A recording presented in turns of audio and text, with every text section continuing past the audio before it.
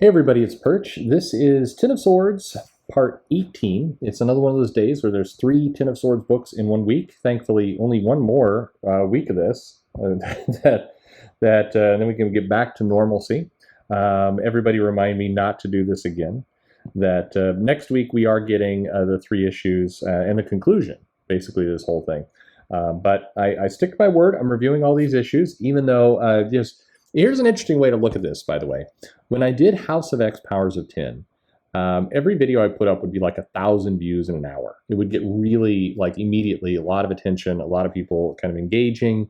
And this Ten of Swords, like, this is channel view killer material. And I mean killer as literally killer. It does not, it just doesn't generate anywhere close to the amount of attention. Now, granted, I think my audience, people listening to this, are probably a little bit more predisposed to dislike Ten of Swords. We all filter out our different audiences, and this was more than a year ago when I was reviewing the House of X Powers of 10 issues. But I see engagement down across the board, even with other channels. Like, there's just less interest and volume in this event. And it's not like people are getting tired of YouTube. See tons of interest with other things. Three Jokers got plenty of hits.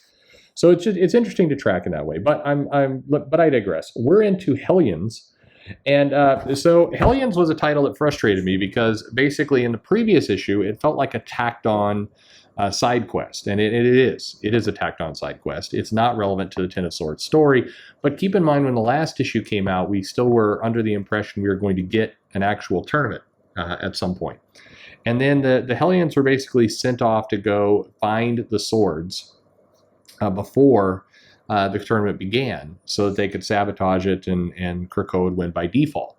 Well, what we discovered in the following issues were, one, they didn't get around to the tournament until pretty much last week.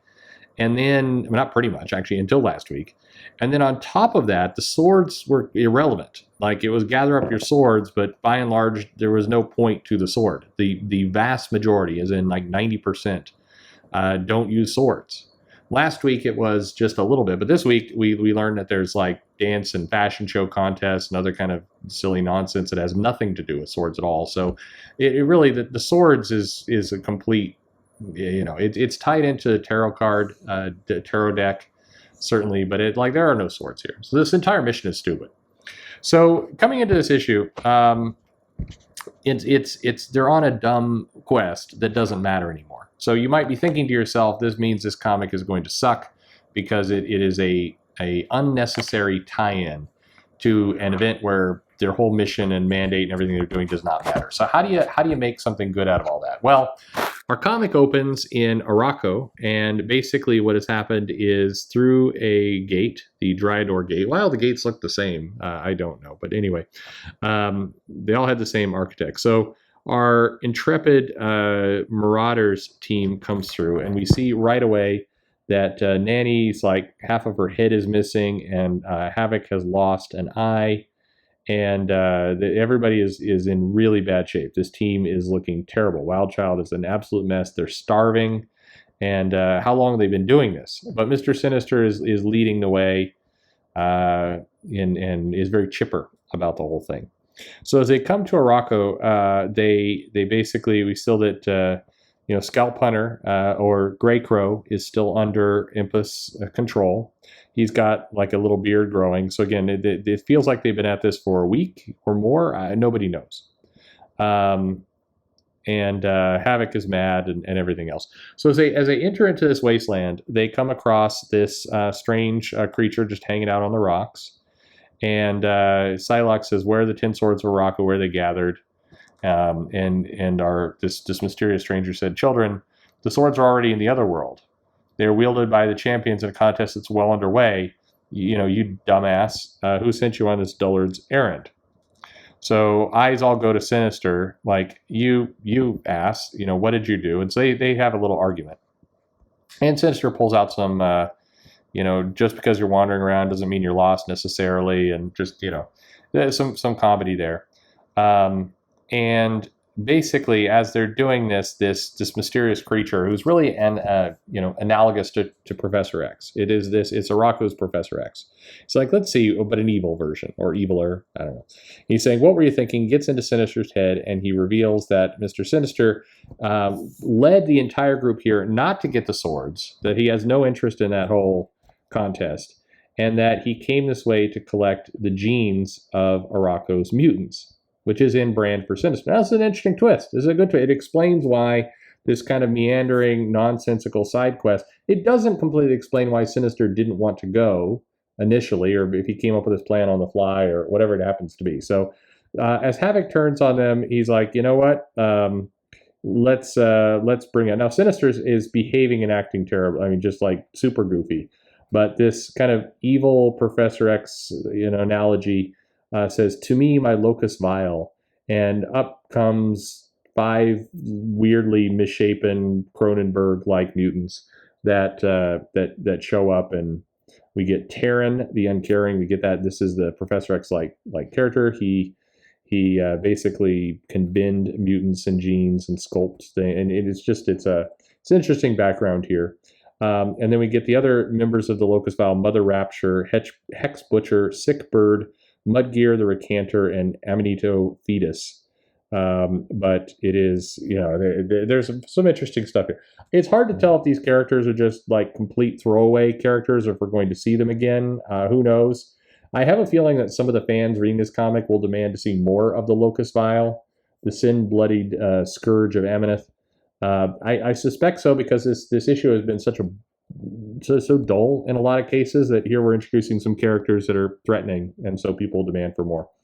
So Sinister is enamored by these weird mutant things, and he pulls out this little box of genetic collection drones and sends them off into the air to collect genes. So they all go away, and immediately the Hellions get into a fight with the Locus Vile, one of whom just blows up Nanny immediately, and Empath releases control of Greycrow, and then we get into a huge, just crazy battle where Havoc's hands are sliced off, and this other character, the Mother Rapture, shows up and it does something to Greycrow. We're not sure exactly what, but anyway, the Hellions are basically getting their ass kicked here. And Orphan Maker gets grabbed by this giant fetus monster baby, ripped in half, and then eaten. And they're saying, don't let him eat, don't let him eat. While this is going on, Sinister's drones fly back to him. He's like, hurry up and get this back to Krakoa. You take care of the package. And he has this deal with Psylocke. Psylocke, who's lost all. I'm not obsessed with this kind of stuff, but I do find it weird. Like, they're drawing Psylocke completely flat-chested at this point. And again, I'm not one of those people who gets all obsessed with like where the boobs go, but it is weird to see, like, it's a boy. Anyway, it's fine. Whatever. They're still showing off her ass, though. I do not get where these decisions get made. At any rate, the rest of the Hellions more or less get slaughtered. Sinister gets stopped by the leader there, and he basically dissects him into little bits. And that is the end of the Hellions, with the exception of a handsless Havoc, Greycrow, and Psylocke, and Empath, who get into the Avalon Gate.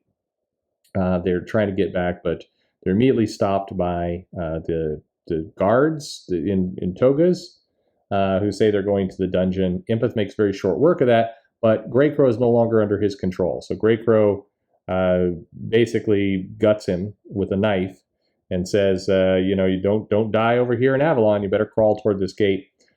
They manage to escape. Havoc, Psylocke, and Greycrow make it back to Krakoa. They're very pleased to make it back to Krakoa. But just as they do, this poison gas or something emerges from the woods, and Sinister, a different clone of Sinister, appears and kills off Greycrow and Havoc and Psylocke, and just murders them all. Grabs the genetic codes, lets Empath die, and there's another joke about a cape. Mr. Sinister is super happy about this. He's got what he came for. His plan has been successful, and then he kind of puts on a scared look, and he kind of rips some of his clothes away, so he looks like he's been into a battle, and he runs off into the forest. My precious Hellions, they're dead, because he's acting. So that's where our issue ends. So what to make of all this? Well, it is not obviously this is not essential to the Ten of Swords story. That is for sure. It finds itself being a pleasant release of this very kind of meandering, at times confusing story. At least this is on brand for Sinister. It's a little bit, I don't know, it's like watching these characters go through the meat grinder. So I can't exactly say this was written well, but it is, at least it's more or less some things are happening. Some characters are introduced. It's hard for me to tell if these characters are going to continue to be something or not. In theory, you hope so, but who knows? It's making the best with what you got. I don't know. It's not a bad comic. It is got some different things going on in it, and for people who are irritated at their titles getting interrupted by Ten of Swords, you could read this thing, and you could read Hellions and not read the rest, and still get somewhat of a story. And it is nice to see Sinister do a sneaky double cross and all the rest. So that's enjoyable. Where this all goes, does that mean that these mutants can then appear as clones under Sinister's control at some point? Maybe. Like, he's building up this genetic library, but where are we getting with that? Like, is it going to be a thing at some point? Nobody knows. Anyway, what did you think of this issue? Did you read it? Like, subscribe, click the bell for notifications, but most importantly, thanks for listening.